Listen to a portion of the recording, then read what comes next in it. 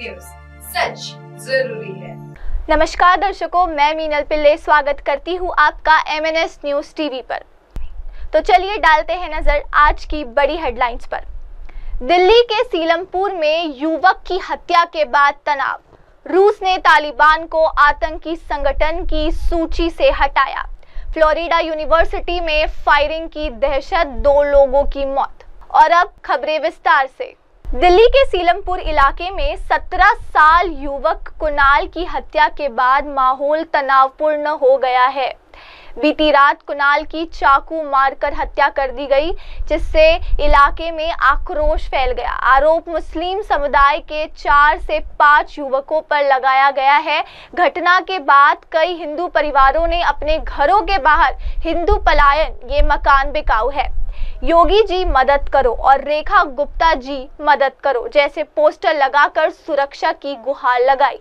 लोगों का आरोप है कि हमलावरों के पास राजनीतिक और आर्थिक ताकत है, जिस कारण वे बच निकलते हैं।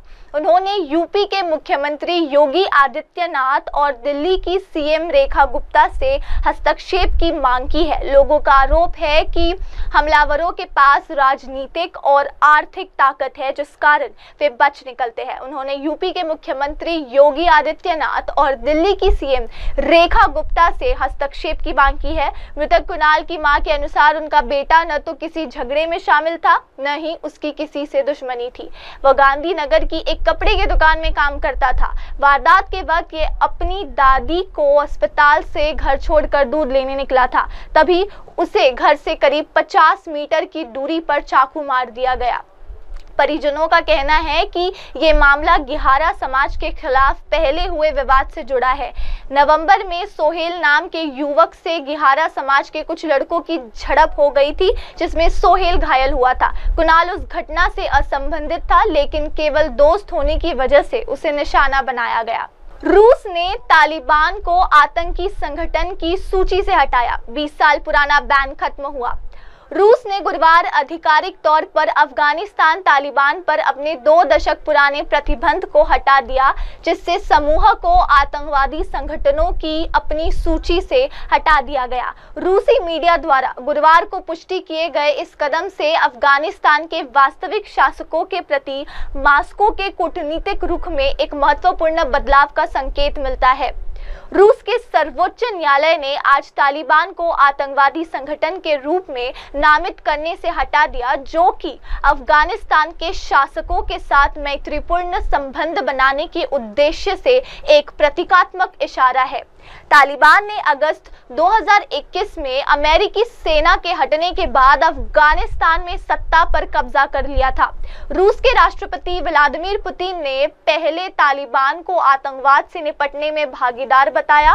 खामा ने बताया कि रूस अब समूह के साथ सहयोग को एक रणनीतिक आवश्यकता के रूप में देखता है, खासकर चरमपंथी संगठनों से बढ़ते क्षेत्रीय सुरक्षा खतरों के बीच। तालिबान अपने मानवाधिकार रिकॉर्ड के कारण अंतर्राष्ट्रीय मंच पर अलग थलग बना हुआ है, खासकर महिलाओं के अधिकारों के संबंध में। समूह ने अफगान महिलाओं पर व्यापक प्रतिबंध लगाए हैं, जिसमें उन्हें माध्यमिक और उच्च शिक्षा से प्रतिबंधित करना और पुरुष अभिभावक के बिना उनकी सार्वजनिक उपस्थिति को सीमित करना शामिल है।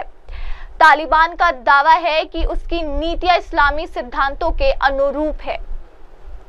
फ्लोरिडा यूनिवर्सिटी में फायरिंग से दहशत, 2 लोगों की मौत, 5 घायल, हमलावर गिरफ्तार। फ्लोरिडा स्टेट यूनिवर्सिटी यानी कि FSU में गोलीबारी करने वाले आरोपी की पहचान फिनिक्स इग्नर के रूप में की गई है। ये 20 वर्षीय युवक लियोन काउंटी पुलिस के एक अधिकारी का बेटा है और लियोन काउंटी शेरिफ कार्यालय LCSO युवा सलाहकार परिषद का सदस्य है। पुलिस ने बताया कि इग्नर ने शूटिंग के लिए अपनी मां की बंदूक का इस्तेमाल किया। पुलिस ने गोलीबारी में इस्तेमाल हथियार तलाशी में फ्लोरिडा यूनिवर्सिटी कैंपस में क्राइम सीन से बरामद किया। इस पर राष्ट्रपति ट्रंप ने गुरुवार को इटली की प्रधानमंत्री जॉर्जिया मेलोनी के साथ बैठक की। इस मीटिंग से पहले ट्रंप ने FSU शूटिंग को शर्मनाक कहा, लेकिन इसी के साथ उन्होंने संकेत दिया कि वो अमेरिकी बंदूक कानूनों में बदलाव की संभावना नहीं रखते हैं। तो दर्शकों, अब वक्त हो चला है एक ब्रेक का। ब्रेक के बाद लौटेंगे और जानेंगे दुनिया भर की तमाम खबरें। आप बने रहिए हमारे साथ MNS न्यूज टीवी पर। नमस्कार। आप देख रहे हैं MNS न्यूज, सच जरूरी।